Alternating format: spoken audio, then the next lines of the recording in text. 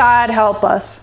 Episode 2, a wiring harness nightmare. In the last episode, we decided the nice one will be mine, and Mark gets that one. Come on, it's a diamond in the rough. I've got big plans for this one. As long as it's within budget. Can I start a GoFundMe page? No, absolutely not.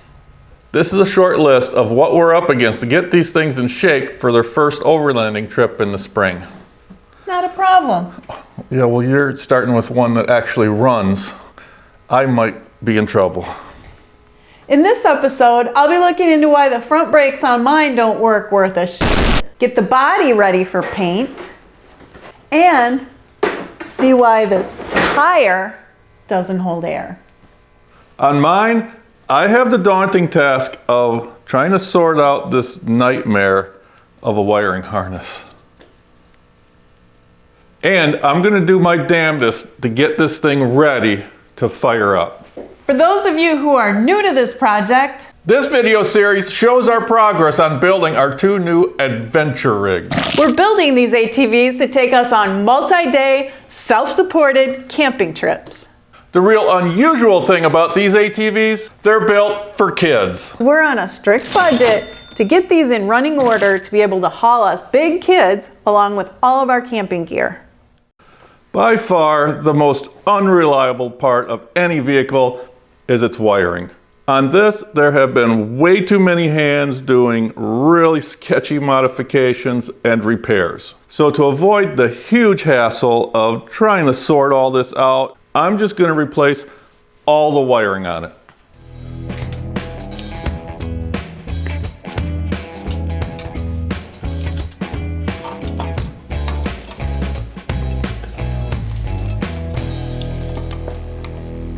What a mess. Before I put the new wiring on, however, I need to degrease this thing. Hopefully, all of this came out of this crankcase vent that doesn't have a hose on it, and not the gaskets that are sealing the engine.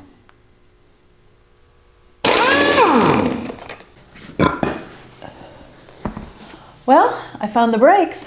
Now to figure out why they don't work. So there's 2 places you can adjust the brakes on the cable, here and here. We did both of those and that didn't really seem to help. So the next thing we tried, this lever is on splines and Mark just moved it a few splines and that did the trick. Now that we know what the problem is, on to the other side. Well, they work a heck of a lot better than they did. We'll make adjustments as we go. A while back, one of you let us know that the tires were on backwards. I didn't know there was a right or wrong way. Thanks for letting us know. I'm gonna fix that right now.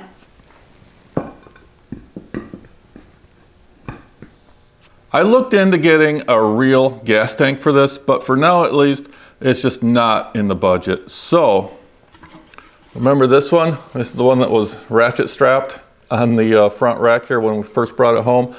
I have to figure out how I'm gonna mount this onto the frame. I came up with an idea, electrical conduit clamps.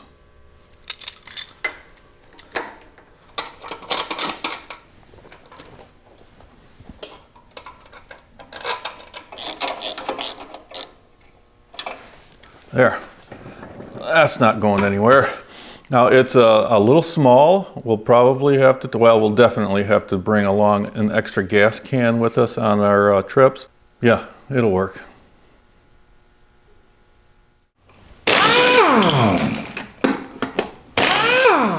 This tire's been giving us trouble since we first brought it home. I'm gonna find out where it's leaking.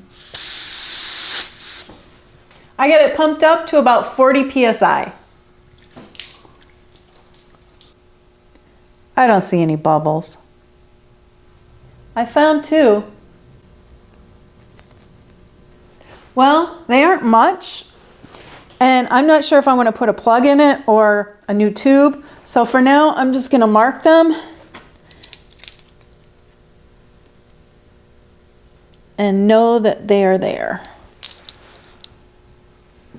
Here is our new wiring harness. It comes complete with a stator, a key switch, This for the handlebars, ignition, coil, solenoid, voltage regulator, even a spark plug. All of this only cost $45. Now that alone should give us some insight onto the quality of the components and how well it's put together. I put an identical new harness on Merri's early on in the project. With it, we had major problems with how the connectors are crimped on, or I should say how they aren't crimped on in many cases. And the starter solenoid went bad right away. Knowing that from the start, I'm going to go through each and every connector and pull on it and twist it and make sure that it's not going to come apart. One other thing is none of this is waterproof, so I'm going to be putting some dielectric grease in these, try to make them last. So it turns out there's slices in the tire. We're going to try to patch it with some plugs, but we might someday have to buy a new tire.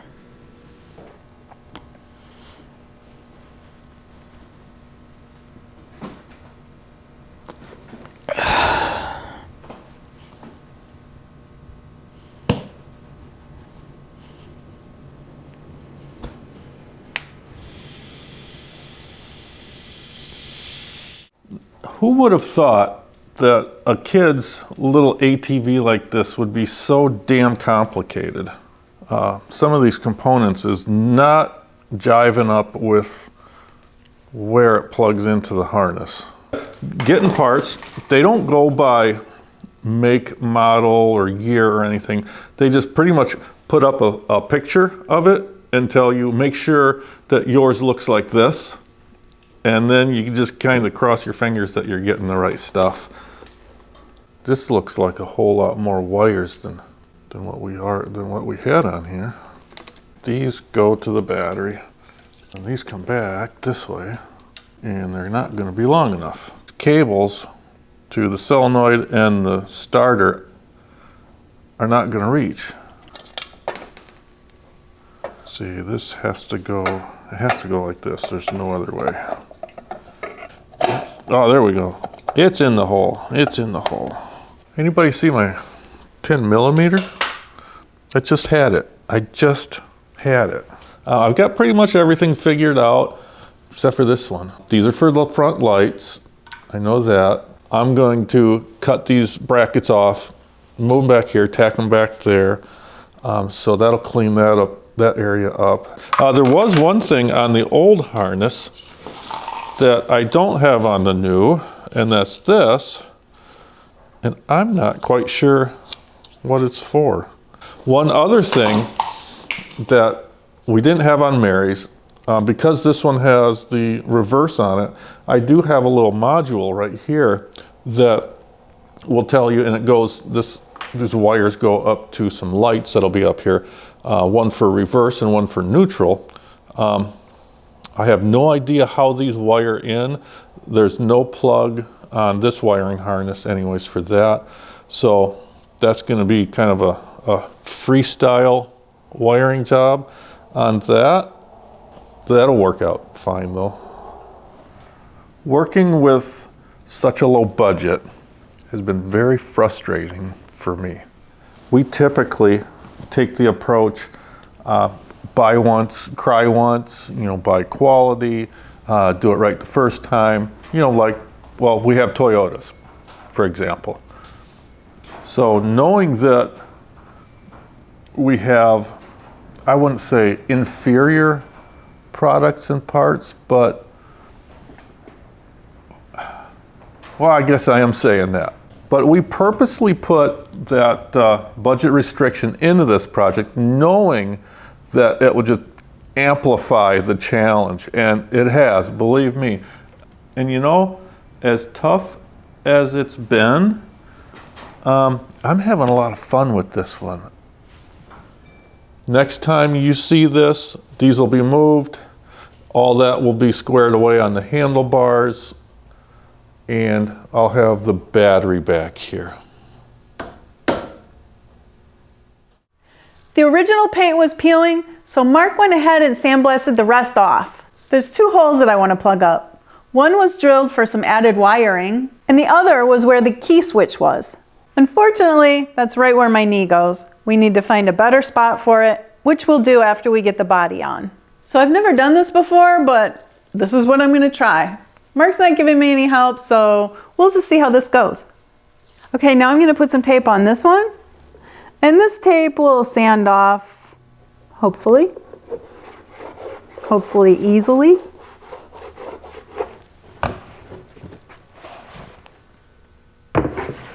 Putting on my gloves. Okay, now I'm gonna mix up this epoxy.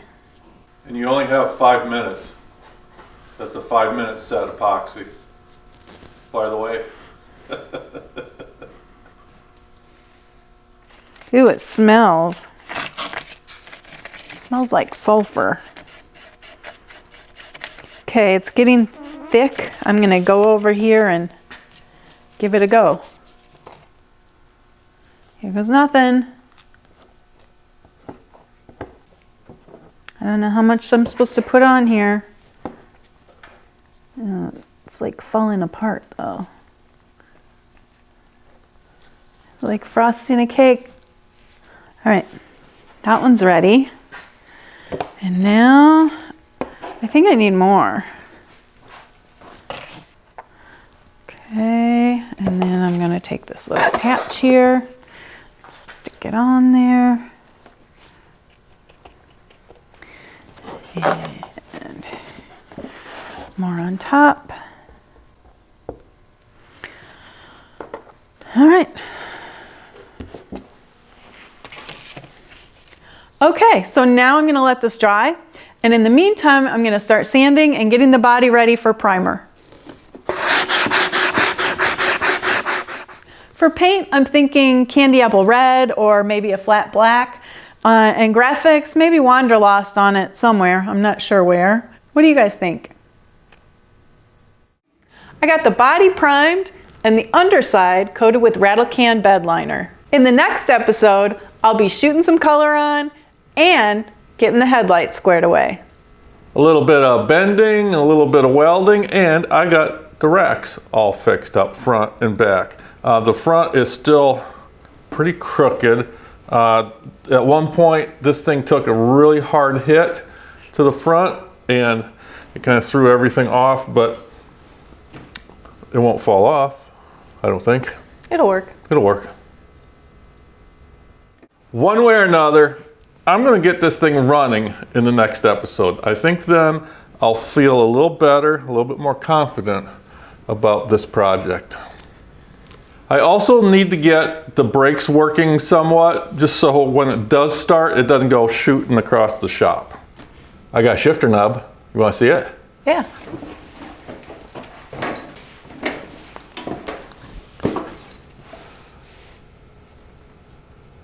How much? 16 bucks. It's adding up. It's pretty cool though, huh?